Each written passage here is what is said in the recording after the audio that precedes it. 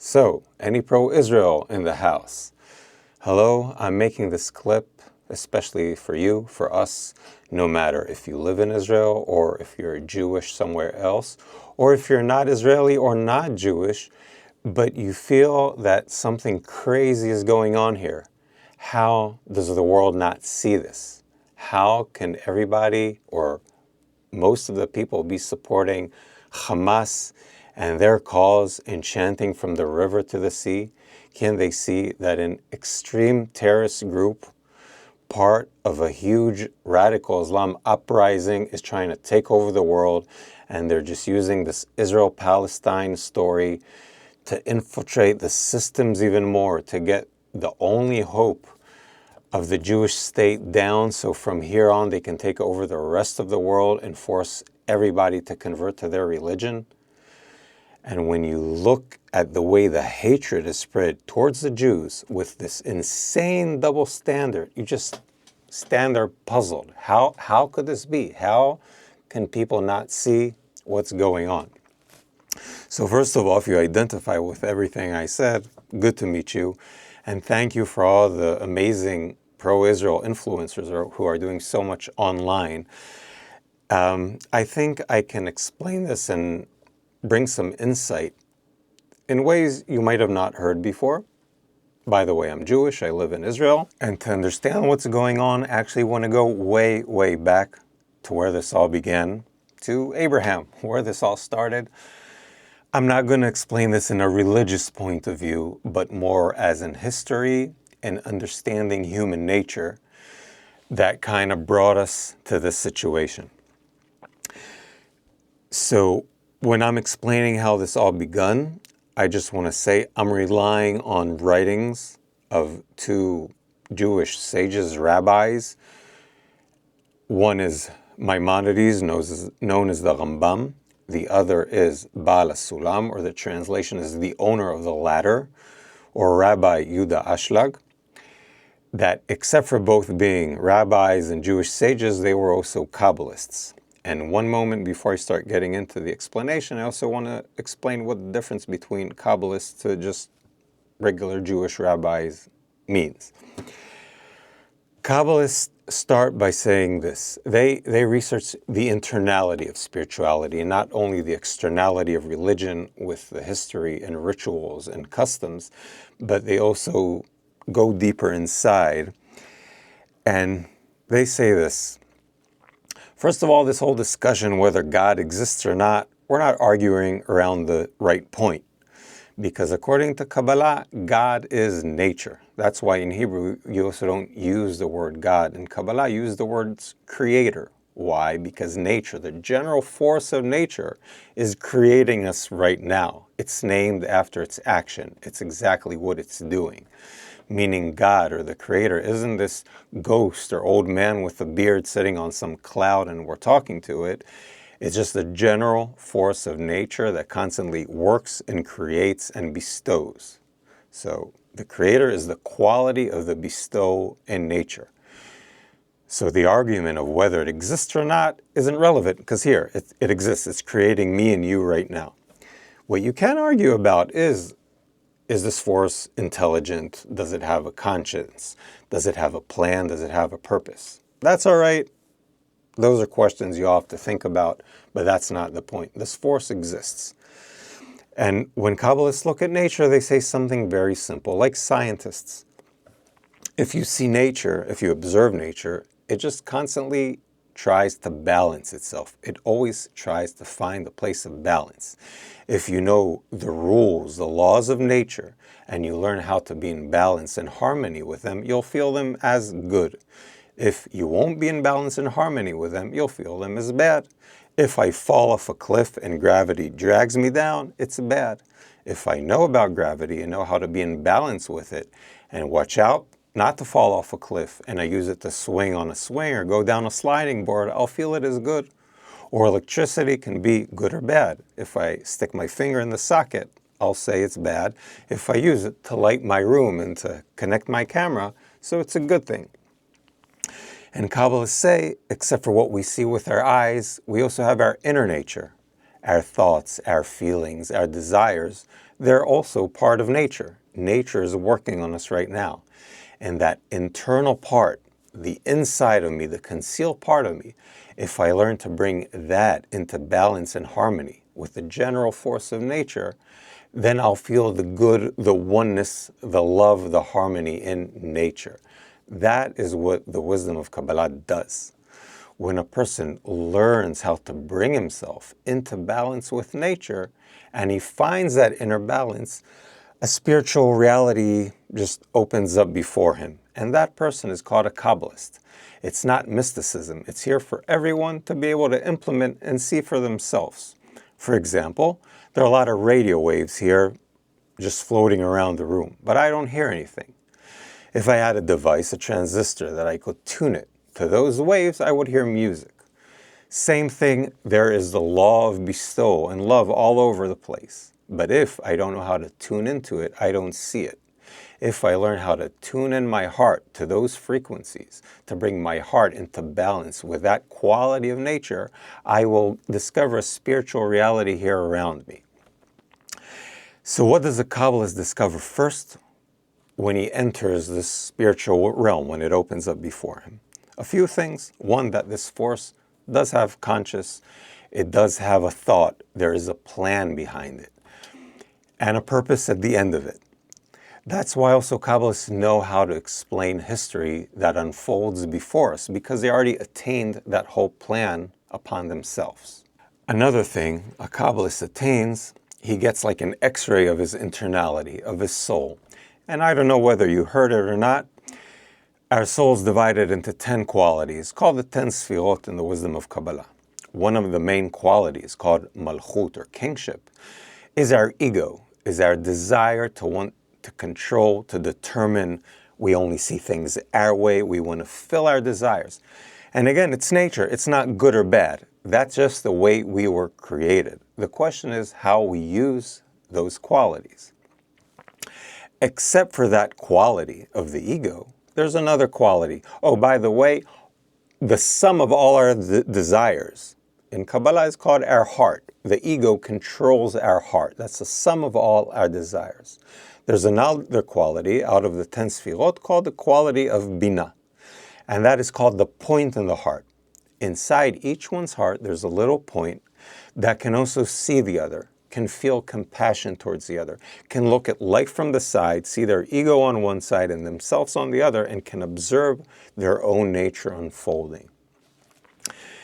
That point in the heart is very unique. It is also called the root of the soul. It exists in every person in the world, just like the ego exists in every person in the world, so does the point in the heart.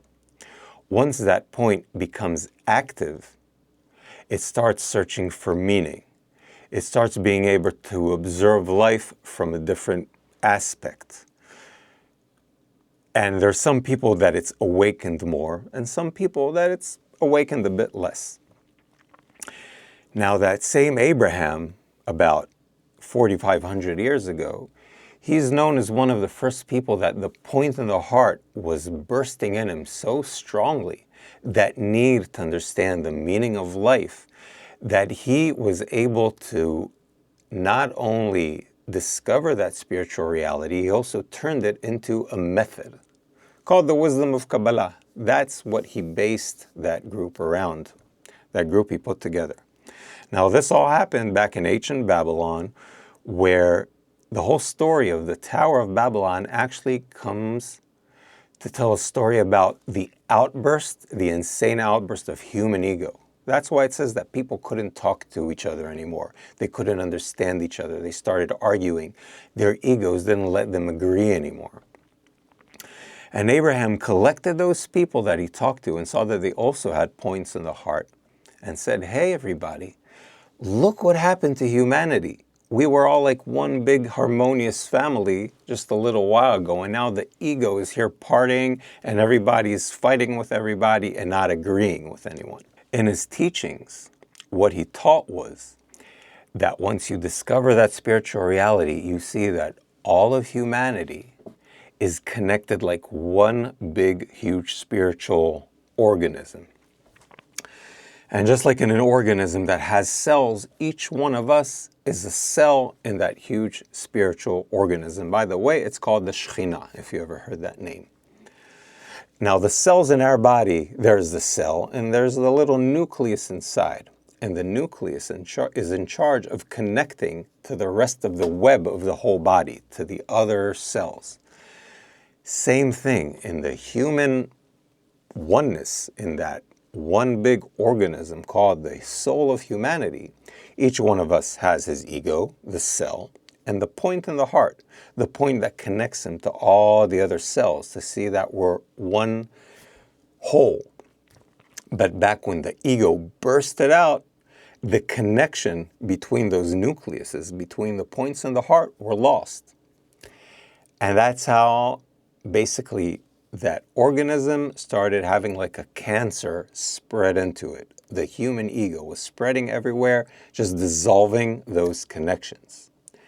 And what that Abraham did, he collected around him people with points in the heart and said, hey, if we rise above our ego, no matter what, and keep that unity, keep that connection, we'll be in tune, in harmony with that same force of bestowal in nature.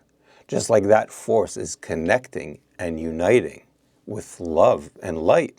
If we balance ourselves in connection, in equivalence, like that radio example, we tune ourselves to that force of life, we'll start bringing life back into that body, a spiritual force back into the body.